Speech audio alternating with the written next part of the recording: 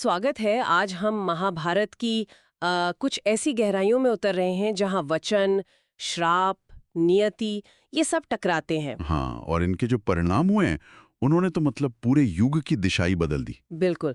तो हमारे पास जो स्रोत हैं उनमें हम देखेंगे कुरु वंश के सामने आया वो संकट, भीष्म की वो अटूट प्रतिज्ञा, हाँ, और अंबा के प्रतिशोध की वो कहानी, वो आग। और फिर उन 3 महत्वपूर्ण पुत्रों का जन्म, धृतराष्ट्र, पांडु और विदुर। जी, और ये सिर्फ कहानियां नहीं है, ये बड़े सवाल खड़े करती हैं। कर्तव्य क्या है? वचन का मान कितना? क्या सब पहले से तय है? सही कहा। चलिए इन स्रोतों से इन्हीं जटिल सवालों के जवाब ढूंढने की कोशिश करते हैं। बिल्कुल। तो कहानी शुरू होती है कुरु वंश पर छाए उस संकट से। राजा विचित्रवीर्य की मृत्यु हो गई है हाँ, बिना किसी संतान के। और सिंहासन खाली, हाँ, वंश खत्म होने की कगार पर। तो ऐसे में राजमाता सत्यवती वो क्या करती हैं? देखिए, सत्यवती सबसे पहले पहुंचती हैं भीष्म के पास। सीधा दायित्व उन पे डालती हैं कि भाई वंश बचाओ। अच्छा, कैसे? कहती हैं कि विचित्र वीर्य की जो विधवा रानियां हैं, अंबिका और अंबालिका, उनसे संतान उत्पन्न करें। लेकिन भीष्म, उनकी तो वो प्रतिज्ञा थी आजीवन ब्रह्मचर्य की। हाँ, वही वही प्रतिज्ञा आड़े आ गई। और वो टस्यमस नहीं हुए होंगे। मुझे याद है उन्होंने कहा था तीनों लोकों का राज्य भी ठुकरा देंगे। बिल्कुल, किसी भी कीमत पर प्रतिज्ञा तोड़ने को तैयार नहीं। दृढ़ता तो कमाल की थी, पर हाँ, वंश संकट में पड़ गया। तो फिर क्या रास्ता सुझाया उन्होंने? भीष्म फिर शास्त्रों का रास्ता बताते हैं। कहते हैं कि ऐसे संकट में किसी योग्य ब्राह्मण से नियोग विधि द्वारा संतान पाई जा सकती है। नियोग विधि? हाँ, और तभी मतलब उसी वक्त सत्यवती अपना वो पुराना रहस्य खोलती हैं। रहस्य कौन सा? पराशर ऋषि से जन्मे उनके अपने पुत्र वेदव्यास। अरे हाँ, वेद व्यास, जिन्होंने वेदों को व्यवस्थित किया, वो द्वीप पर जन्मे थे ना? जी जी, यमुना के द्वीप पर। तो सत्यवती उन्हें याद करती हैं और वो तुरंत प्रकट हो जाते हैं। वाह, ये तो बड़ा नाटकीय मोड़ है ना?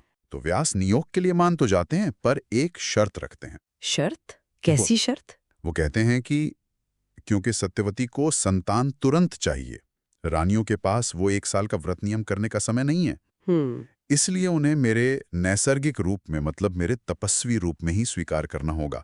बिखरी जटाएं, काला रंग, तीव्र गंध। ओहो, और इसी शर्त ने तो भविष्य लिख दिया। बिल्कुल। अंबिका आई, वो व्यास का रूप देखकर डर गईं, आंखें बंद कर लीं। तो पुत्र हुए धृतराष्ट्र, जन्मांध।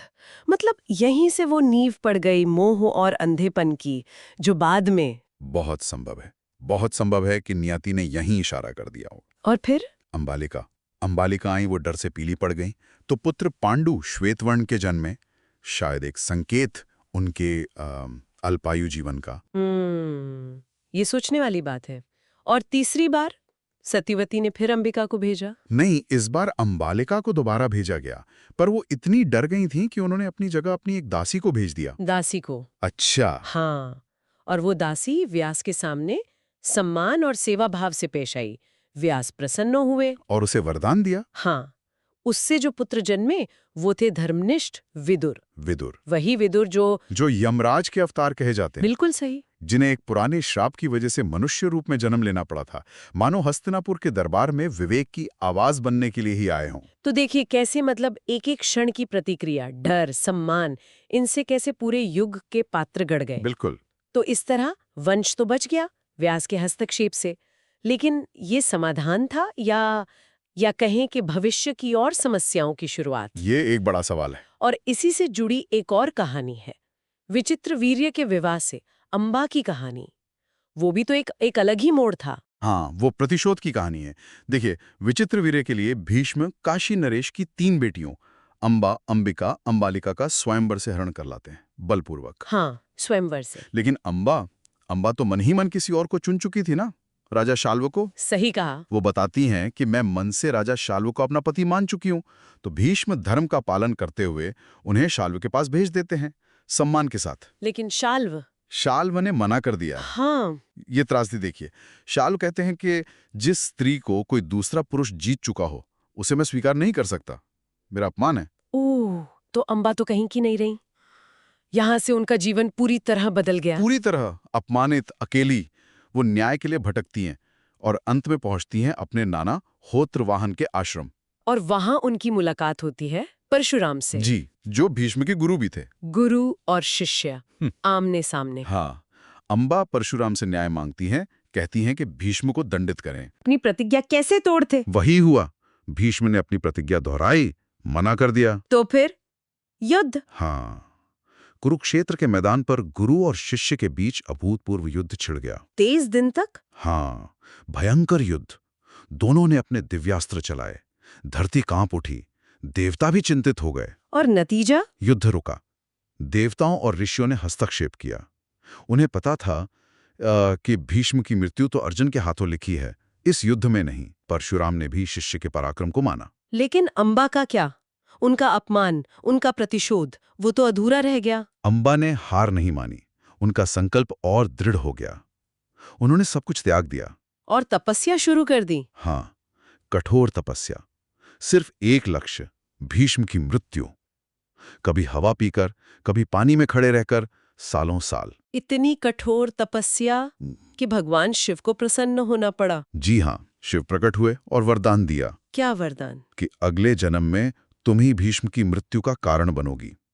तुम राजा द्रुपद के घर शिखंडी के रूप में जन्म लोगी। शिखंडी? जो पहले स्त्री फिर पुरुष बने। हाँ। पहले स्त्री फिर पुरुष बनकर महारथी बनोगी और कुरुक्षेत्र में भीष्म के अंत का माध्यम बनोगी। ये वरदान पाकर अंबा ने क्या किया? उन्होंने तुरंत अपनी देह त्याग दी, चिता बनाई और उसमें प्रवेश कर गईं, ये कहते हुए भीष्म की मृत्यु के लिए। बाप रे, प्रतिशोध की मतलब पराकाष्ठा है ये तो। बिल्कुल। तो देखिए, इन कहानियों से क्या दिखता है, कैसे एक व्यक्ति की प्रतिज्ञा, जैसे भीष्म की, पूरे वंश का भविष्य तय कर सकती है। और कैसे एक अपमान अंबा का सदियों तक चलने वाले प्रतिशोध को जन्म दे सकता है। और कैसे वो श्राप, वो वरदान, नियति, ये सब मिलकर पात्रों को उनके अंतिम मोड़ तक ले जाते हैं। ये वाकई सोचने पर मजबूर करता है कि क्या व्यक्तिगत धर्म या वचन हमेशा सामूहिक हित से बड़ा होता है? और हमारे कर्म किस हद तक हमारा आने वाला कल तय करते हैं। हाँ, ये तो है। और ये भी सोचिए